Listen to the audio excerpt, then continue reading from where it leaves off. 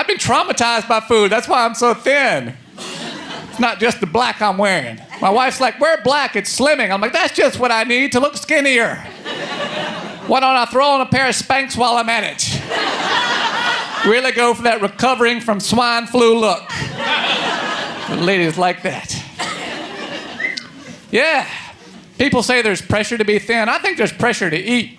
I went to this Texas Roadhouse saloon thing, and they give all the big steaks manly names, you know, to play on your manhood. They're like, try the wild steer for the manly appetite, for the man that can go all night long.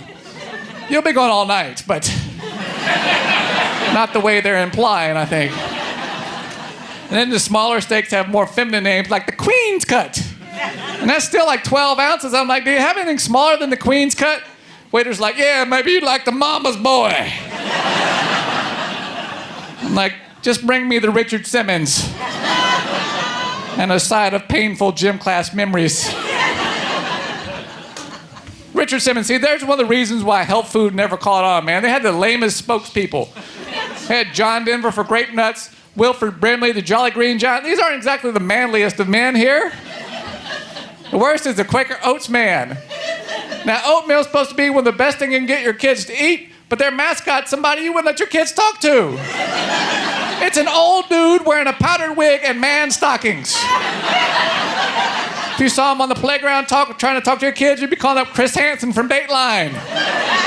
He'd be like, what's that in the bag? It's oatmeal. Like, get out of here, creep. Oh, I was going to make breakfast. Bet you were, sicko. I just had a hernia recently. And yeah. I think you'll agree that a hernia is a pretty manly affliction. It's usually associated with heavy straining. And I'd like to tell you, I got the hernia from doing something manly, like roping a steer or lifting a burning car off a baby. But really, it was just a bad cough. You know, you're not the toughest guy in the room when you're forced to have surgery after a chest cold. I had to have a really last-minute surgery, and there wasn't any doctors available, so I got this doctor who had just graduated. I mean, she graduated the day before my surgery. I was her first patient, and I was scared. I felt a little better when I found out she went to Carolina, because that's a really good school. It was dental school, but still, it's a tough program there. So I'm scared, and I go in there, and she brings me a robe and a magic marker. She said, take off your clothes, take the magic marker, and write the word yes where your hernia is. And I'm thinking, man, if you don't know where my hernia is, I don't want you operating on me. But I did it. I wrote the word yes where my hernia was, and just to make sure she saw it, I put a little asterisk beside it, and then I circled it, and then I started getting really carried away, drawing arrows from my shoulder down, from my ankle all the way up. By the time I was done, it looked like one of those traps the coyote set for the road runner. There were arrows, neon flashing signs, a bowl of birdseed. Not to be missed. I thought, well, maybe I should write no where the hernia isn't. So I'm like, no. Stay out. You don't want to be too careful.